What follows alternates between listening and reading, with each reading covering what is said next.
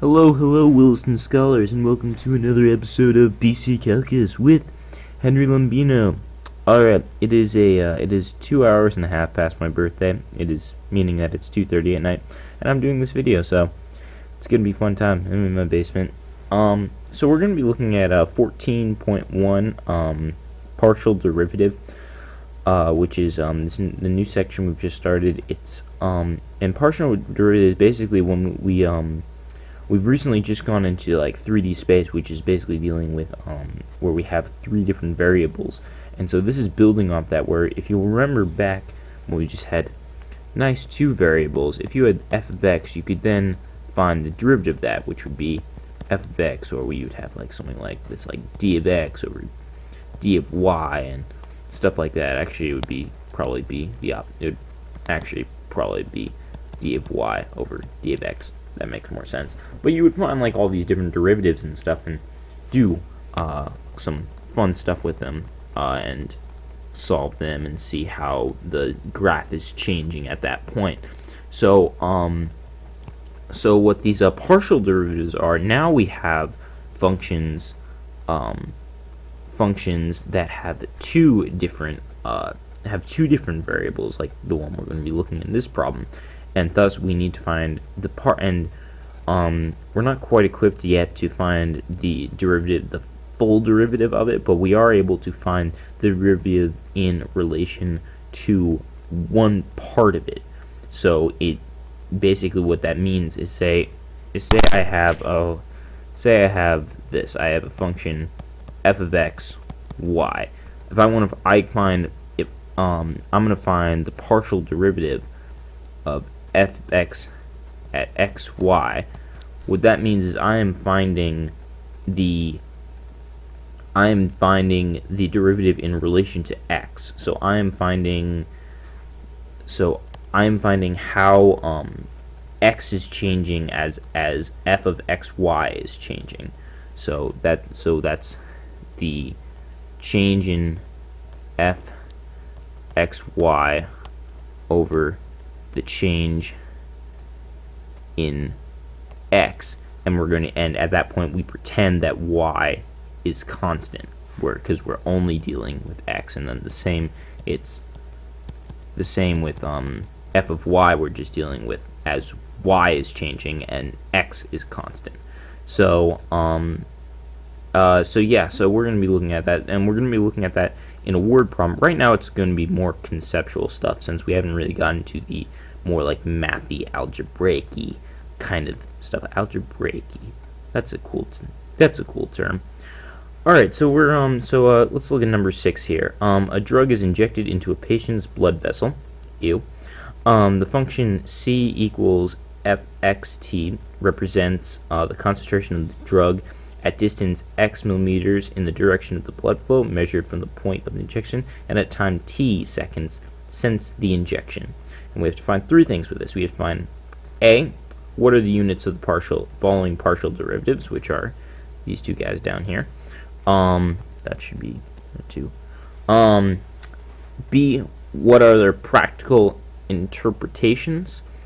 And C, what do you expect their signs to be? Okay, so basically what this is asking for us is to just translate what we're learning into the real world. So let's look at this. So let's first list out. I like to list out the variables, because sometimes the variables can be a little bit annoying. So we know that. So we have C is going to be equal to concentration of the drug. Okay. So C is equal to the concentration of the drug. X is equal to distance millimeters. The drug is from injection point. Okay, so basically how far the drug travels in a certain amount of time. And speaking of time, t equals time t which is seconds since the injection. So time elapsed since the injection.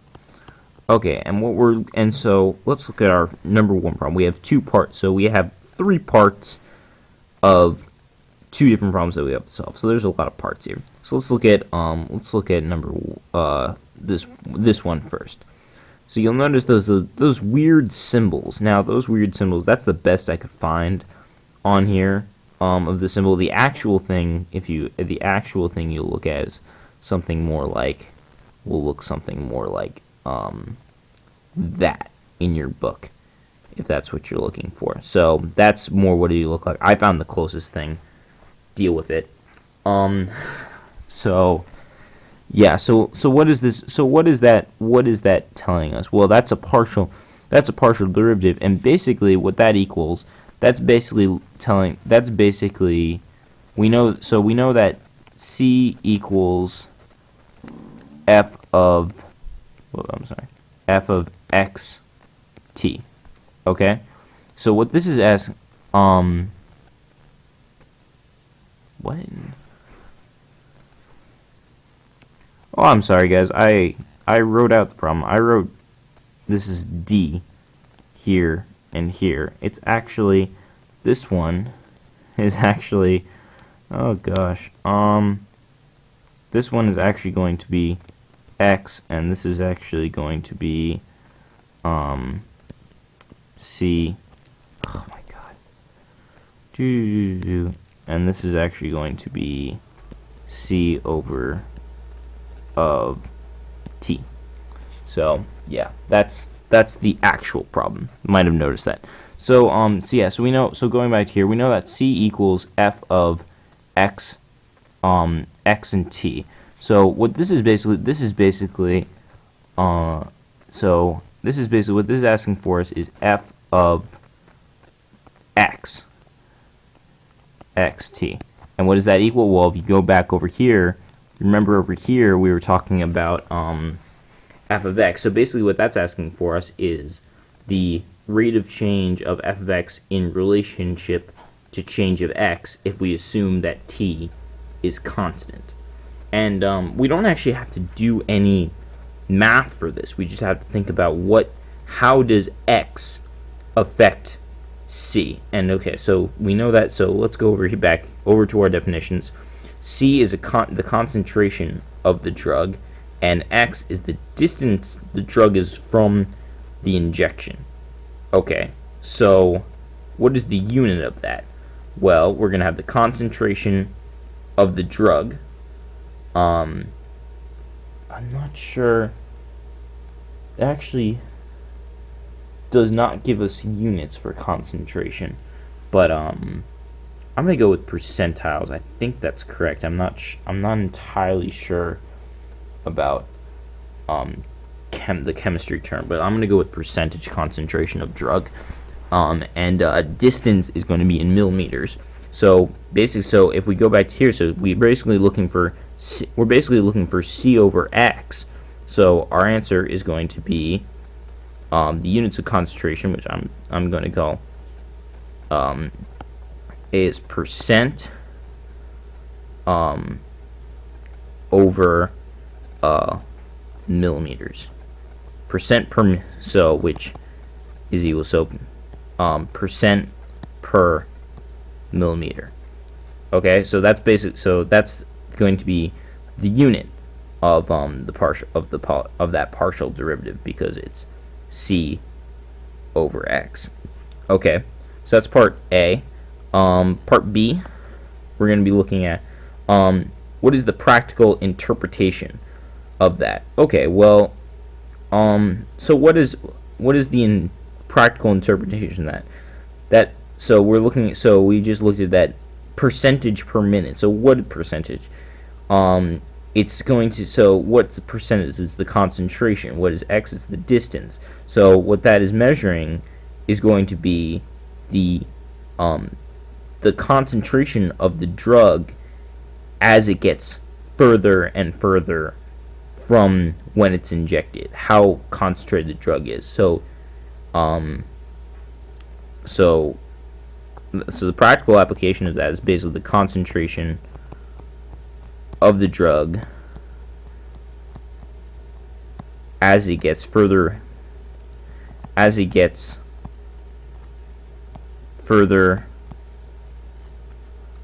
away from the injection point.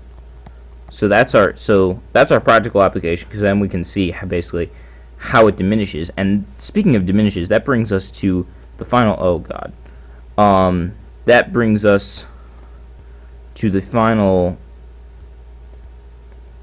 part C of this application, which is what do you expect the signs to be? Basically, what you expect the signs to be. If you remember from normal derivatives, when a sign is negative, when a derivative is negative, that means it is decreasing at that point. It's the same with this. It's the exact same thing. So what happens as distance increase, as the drug gets further away from the point of injection? What's going to happen? You should have said it's going to decrease. The concentration is going to decrease as it's mixing with the blood and chemistry and stuff, and it's becoming less concentrated. So if it's becoming less concentrated, that means that is decreasing in concentration per minute. Thus the sign is going to be negative. Alright, so that's the first one. Now let's move on to number 2. I'm gonna clean some stuff up here so we can do number 2. Okay, now we're going to move on to part 2 of this, which is basically the exact same thing. You're just doing it now with now we're going to do it with f of t xt. So we're going to do it as in relationship to t, assuming that x is constant. So x is going to be the distance of the drug. So we're going to part A, which is what are the units of the following partial derivatives? Well, it's going to be the concentration of the drug, which we called percentage, and T is the seconds since the injection. So we basically we're taking the units of those two and putting one on top of the other. So they show it right there. So it's going to be percentage over seconds, which is equal. So it's going to be percent per second is going to be our unit. B, what is the practical applications of this? Well, it's going to be the second since this second says the injection. So it's going to be basically what happens to the concentration of the drug since the injection. Now I'm going to write that out. Okay, so that's part B, the rate at which the concentration of the drug diminishes since the injection. So yeah, B, what is the practical interpretation? We have to remember that these are rates. Just like derivatives, these are rates. They're not just like they're just not the concentration. They're the rate at which the concentration is changing as the day. And speaking of, this part should give away part C, diminishes, yet again, this is going to be negative because as the time T decreases when we inject the drug, it's going to then mix in with the blood as it flows through, and thus it's going to diffuse with the blood and become less concentrated in that time. So our answer is, because the concentration is decreasing, it's going to be a negative number. We don't know exactly the number because we don't have the formula, but we can assume that is negative. Alright, so that's problem number 6. Hope you guys enjoyed. Hope that makes sense. Just keep in mind those it's all right there in front of you. You just have to keep in mind those I always recommend writing out these what each variable means. I find it really helps. Just think about them in terms of your different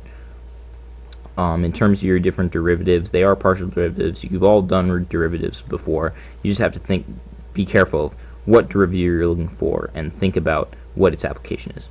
Alright, so hope you guys enjoyed. Have a good day, and I'll see you next week, and here's some music to play you out.